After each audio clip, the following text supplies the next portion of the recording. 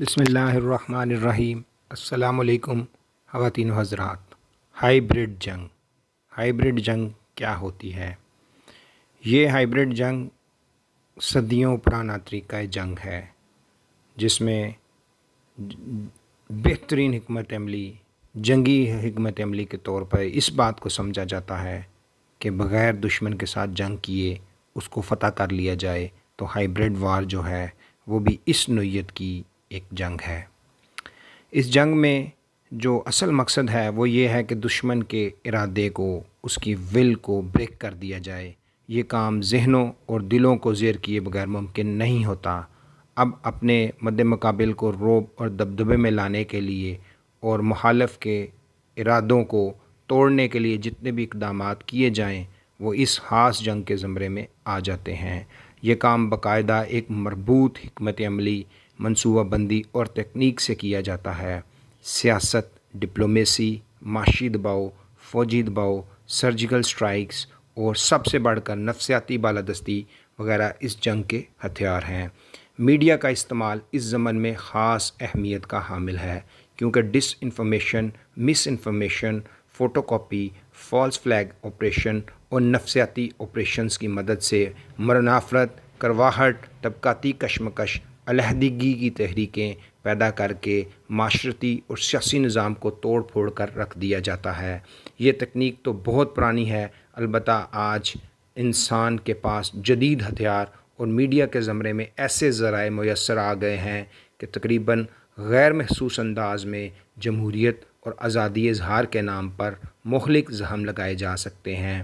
اب آپ اپنے ارد گرد نظر دورائیں تو آپ یہ بات دیکھیں گے کہ جو آج کے معروضی حالات ہیں، کس طریقے سے ان حالات میں کسی بھی قوم کے ارادے کو ہدف بنایا جاتا ہے، کس طریقے سے جو قومی مدافعت کے ادارے ہیں اور یا دیگر جو اس کے محل وقوع میں واقع جو بھی تباہی اور بربادی پھیلائی جا سکتی ہے اس کو کس طریقے سے پھیلایا جاتا ہے۔ کسی بھی ریاست کی جو قومی مدافعت ہے اس کا محل وقوع کیا ہو سکتا ہے۔ یہ قومی مدافعت کا جو سب سے بنیادی ادارہ ہے کسی بھی ریاست میں وہ فوجی سطح پر ہوتا ہے۔ فوجی سطح پر تو واضح طور پر یہ فوجی لیڈرشپ کے دل و دماغ میں موجود ہوتا ہے اور وہ اس کی مدافعت کے لیے تربیت یافتہ سمجھے جاتے ہیں، لیکن سول سوسائٹی اور سیاسی نظام میں کیا یہ اہم ہدف کسی ایک شخص یا چند اشخاص کے ذہنوں کو خوفزدہ کرنے سے حاصل کیا جا سکتا ہے۔ اسی لیے کہا جاتا ہے سیاسی نظام جتنا زیادہ مضبوط جمہوری ہوگا، اس میں جتنی زیادہ پارٹیسپیشن ہوگی اتنا ہی زیادہ وہ محفوظ ہوگا۔ آمریت اس لحاظ سے ہمیشہ خطرناک ہے کہ ایک یا محض چند اشخاص کے حوصلے پست کرنا نسبتاً آسان کام ہو سکتا ہے۔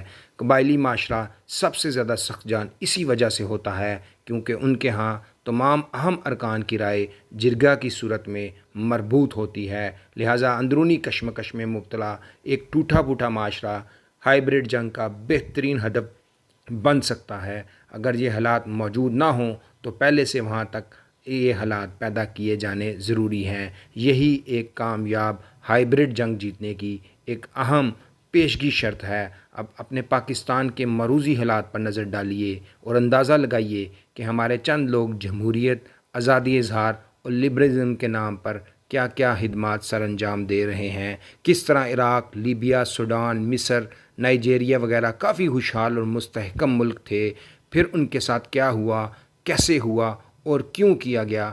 اب کچھ اور ملکوں کے بارے میں بھی آپ غور کر لیجئے۔ ایران، یمن، شام، افغانستان، پاکستان اور ترکی کے ساتھ کیا ہو رہا ہے۔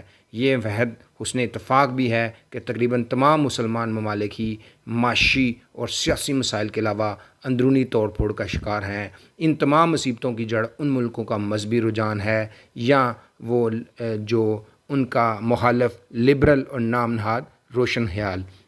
عزیزان گرامی، ہم اس پورے ٹاپک کے اوپر ڈیٹیل بات کریں گے، اس کے ہائیبرڈ جنگ کے کیا نقصانات ہوتے ہیں اور ان سے کس طریقے سے خطابر کیا جا سکتا ہے، اور خصوصاً ہم پاکستان کے معروضی حالات کے اوپر زیادہ بات کریں گے کہ پاکستان کو درپیش چیلنجز میں یہ جو ہائبرڈ وار ہے اس کی شکل میں جو ہمارے لوگوں کے ارادے توڑ دیے جاتے ہیں اور توڑے جا رہے ہیں، جس کی وجہ سے ہم لوگ اشتعال انگیزی اور جو عقل اور منطق کے سے ہٹ کے فیصلے کرتے ہیں، ایک ایسا تنازع کر دیا جاتا ہے، ایک ایسا ایشو کھڑا کر دیا جاتا ہے، ایک ایسا بحران کھڑا کر دیا جاتا ہے جس کے بعد عوام کو مزید مایوس کیا جاتا ہے۔ حالیہ آپ جو تیل کا بحران ہے اس کو بھی دیکھ لیجئے، اس سے پیچھے بے شمار بحرانات ہیں۔ یہ کرونا کے بحران میں بھی آپ کی جو ارادے ہیں ان کو توڑا جا رہا ہے تاکہ پاکستان میں ایک سول وار شروع کی جائے۔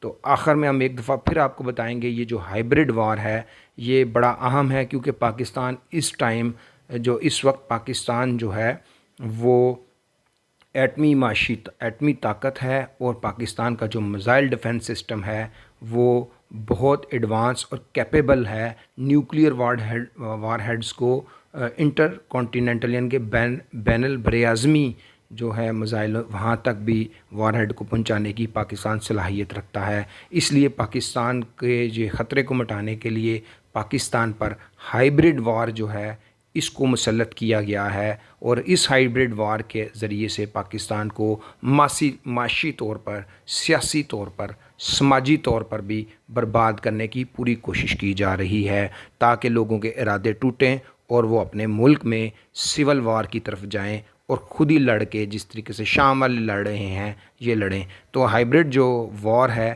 اس کے اوپر ہم اس کے پارٹ 2 پہ انشاءاللہ تعالی ڈیٹیل بات کریں گے، پاکستان کے مروزی حالات کو مد نظر رکھتے ہوئے۔ Thank you very much. السلام علیکم۔